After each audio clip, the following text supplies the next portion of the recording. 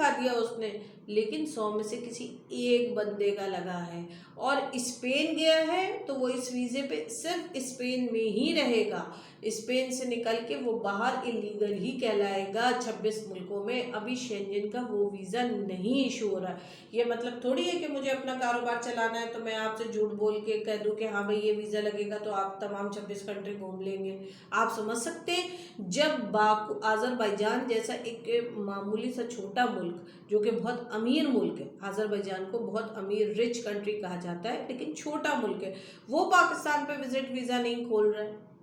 اس نے صرف بحرین اور دبئی کے اقامہ ہولڈر جو ہیں ان کے لیے وزٹ الاؤ کیا۔ ہمارے لیے بزنس ویزا ہے، ہمارے لیے بزنس ویزا ہے، ٹرکش ایئر لائن سے ہم جا سکتے ہیں کیونکہ فلائی دبئی آپریٹ نہیں ہو رہی، ورنہ ہمارا فلائی دبئی چل رہا تھا، ٹھیک ہے نا، ہو سکتا ہے ہو بھی جائے، بزنس ویزا ہے، ہم بزنس ویزے پہ جا سکتے ہیں۔ ادروائز ابھی جو ہے ہمارے لیے کوئی کہیں سے کوئی خبر نہیں آئی ہے کہ جی آذربائیجان ہمارے لیے ٹورسٹ ویزا کھولے گا، ٹھیک ہے۔ ازبکستان کے جو حالات چل رہے ہیں، اللہ تعالیٰ سے دعائے خیر ہے کہ یہ چلتے رہے اور ہمارا رستہ کھلا رہے۔ ساؤتھ افریقہ بالکل ہو رہا ہے، ویزے لگ رہے ہیں، جینین طریقے سے بھی لگ رہے ہیں اور دوسرے طریقے سے بھی لگ رہے ہیں، لیکن لگ رہے ہیں، اپوائنٹمنٹس آ رہے ہیں، بیچ میں بند ہو گئے تھے، ٹھیک ہے۔ اچھا اب ایک چیز اور بتاتی ہوں آپ کو، مالدیو کا بتا دیا میں نے، اب اس کی بات بتاتی ہوں یوکرین کی۔ یوکرین کے بہت سارے لوگ ہیں جنہوں نے یوکرین کے ٹور پیکیجز لانچ کیے ہوئے، میں آپ کو پھر بتا رہی ہوں یوکرین کا ویزا عام طریقے سے نہیں لگے گا۔ میں اس لیے پہلے یہ چیزیں بتا دے رہی ہوں، میرا مقصد یہ نہیں ہے کہ میں آپ کو کسی کے خلاف کرنے بیٹھی ہوں، لیکن میں کچھ چیزیں آپ کو اپنی تجربے کی روشنی میں، اپنی ایجوکیشن کی روشنی میں، اپنی پڑھائی کی روشنی میں سمجھانا چاہتی ہوں، اور وہ یہ ہے کہ یوکرین کا ویزا اسٹڈی ویزا بھی مشکل سے لگتا ہے، یعنی پاکستانی پاسپورٹ پر نہیں لگتا۔ ہاں اگر جن کا یو کے یو ایس اے ویلڈ ہے، جن کا شینجن لگا ہوا ہے، تو پھر ان کا وہ کریم کیسز ہوتے ہیں تو ان کا ٹورسٹ یا بزنس ویزا لگ جائے گا۔ ادروائز یہ جو بہت ساری کمپنیز یوکرین لانچ کر رہی ہیں تو گھنٹہ، جو کراچی کی خاص زبان ہے نا، گھنٹہ لگے گا، تو بالکل بھی وہ حضرات اور وہ لوگ جو ان سب باتوں پہ بالکل آمنا صدقنا اور یقین مان لیتے ہیں تو وہ انڈرسٹینڈ کریں، اتنا آسان نہیں ہے کہ یوکرین کا جو ہے وہ ٹورسٹ ویزا وہ آپ کو مل جائے گا۔ اسی طرح بات چل رہی ہے آج کل البانیہ کی، کافی وہ چل رہی ہے۔ ہاں دیکھیں مالدیو ہے، بالکل ہے، اور مالدیو بہت جلدی اگست ستمبر میں آ جائے گا، ٹھیک ہے۔ ترکی کو ابھی ہم نے سٹاپ پہ لایا ہے، ترکی کو ہم نے اپنے آپ سے دور کیا ہے، کیونکہ ظاہر سی بات ہے ہماری عوام گھومنے سستے میں جانا چاہتی ہے، تو کہاں سے وہ 10 دن بیٹھ کے ان کے ہوٹل میں قرنطینہ کرے گی۔ ہاں جس کے پاس اللہ نے غیب سے دیے ہیں مال و اسباب، وہ جائے گا گھومنے کے لیے۔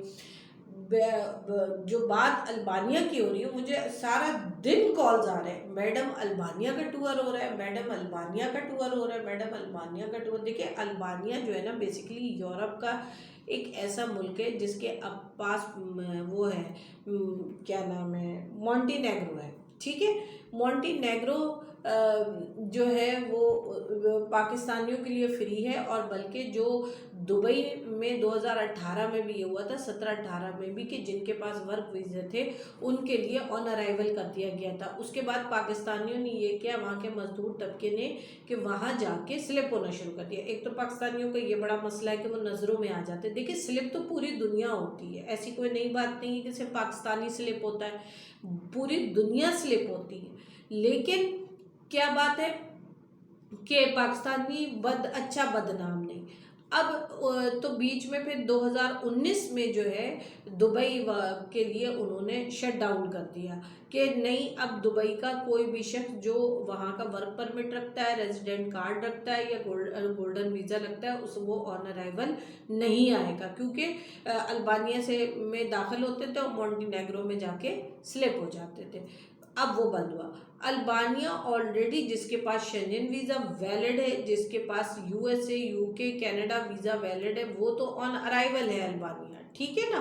تو ایسے کریم لوگوں کو اگر گھومنے جانا ہے تو خیر ہے، وہ جا سکتے ہیں، لیکن اگر کوئی فریش آدمی چاہے گا جانا تو سمجھے اس کا تکے میں تو کوئی لے جائے اپنے گروپ کے ساتھ، اتفاقاً 2-4 لوگ تو لے جائے، ادروائز ایسا کوئی کہانی نہیں ہے کہ فریش آدمی کو لگ جائے گا اور وہ وہاں جا کے سلپ ہو جائے گا اور جو ہے باقی گروپ واپس آ جائے گا. پاکستانیوں نے ایسے بڑے کام کیے ہیں جی. اٹلی کا گروپ بنایا، لے کر گئے ہیں، 25 آدمی کا گروپ تھا، گھوما ہے، واپسی میں ترکی سے ہوتے ہوئے آئے ہیں اور جی 2 آدمی وہاں پہ چھوڑ دیے، وہ بھولے سے گم گئے.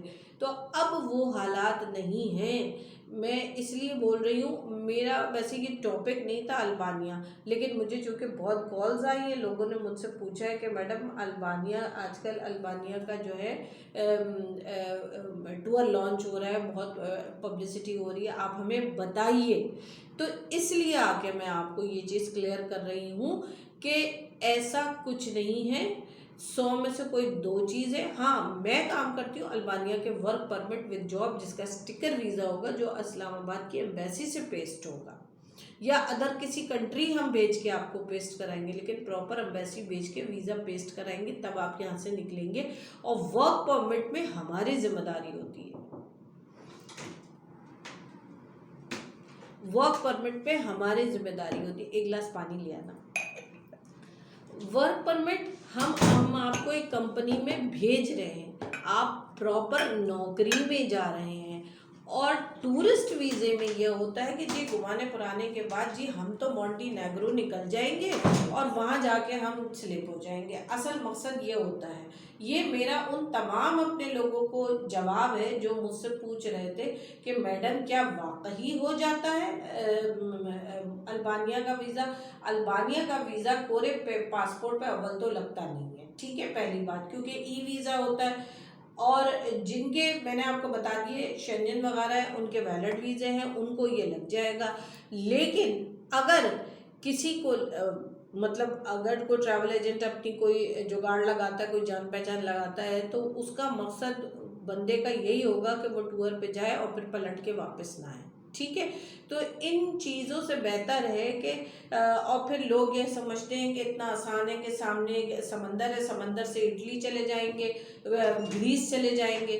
تو بیفور کووڈ یہ ساری باتیں بڑی آسان تھی، لیکن اب نہیں.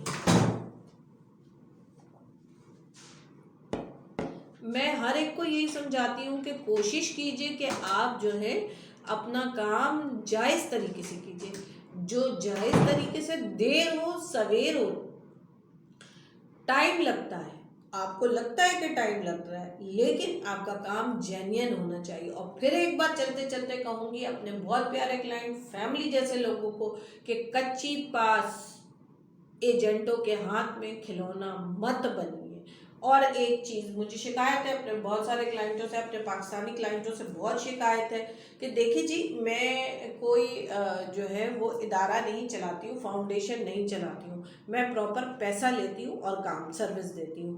میرے ساتھ دن بھر میں کافی بار ایسا ہوتا ہے کہ مجھ سے پورا نچوڑ کے میرا قیمتی وقت لے کے مجھ سے انفارمیشن، ویسے تو میں ایک ایک لفظ اپنے سیشنز میں بتا دیتی ہوں تاکہ کوئی مجھے تنگ نہ کرے، لیکن اس کے باوجود بھی لوگ مجھ سے ویزا بھی مانگ کے دیکھتے ہیں، انفارمیشن مجھ سے لیتے ہیں اور اپلائی کہیں اور سے کراتے.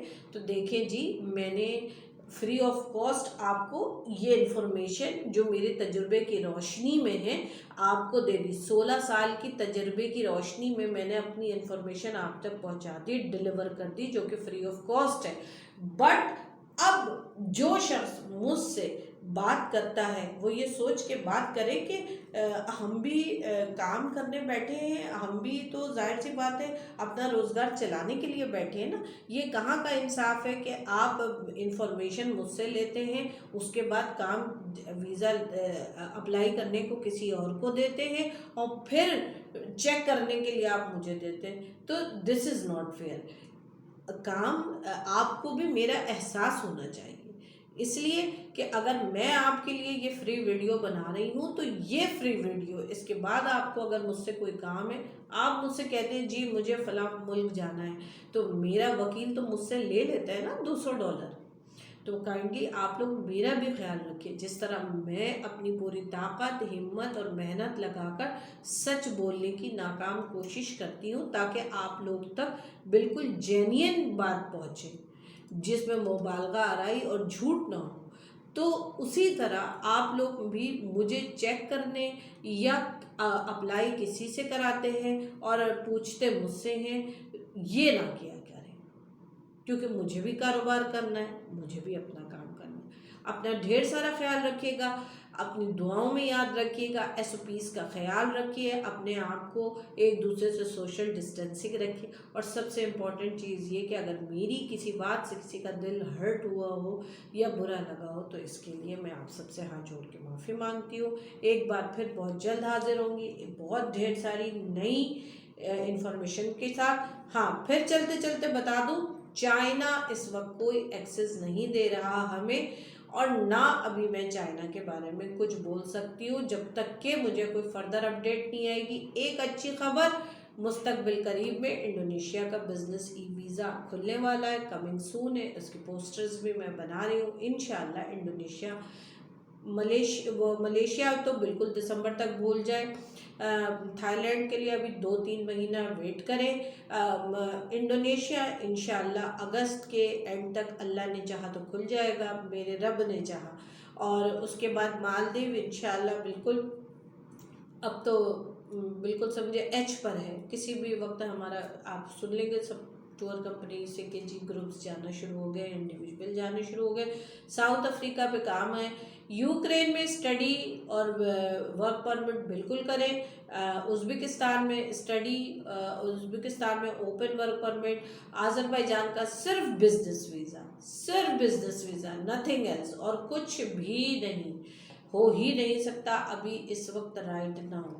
اچھا، اس کے بعد اور کیا ہے، باقی تو میں نے آپ کو سب کچھ بتا دیا۔ اپنا ڈھیر سارا خیال رکھے، دعاؤں میں یاد رکھے، ایک بار پھر بہت جلد حاضر ہوں گی ایک نئی جامع مفصل انفارمیشن اور سروسز کے ساتھ۔ سروس لینا ہو تو مجھے پریشان کیا کیجئے، ادروائز کام آپ کسی اور سے کرائیں اور چیک مجھے کریں تو ایسا نہیں کیا کیجئے، کیونکہ میرا بھی وقت لگتا ہے۔ اپنا ڈھیر سارا خیال رکھیے، جزاک اللہ خیر۔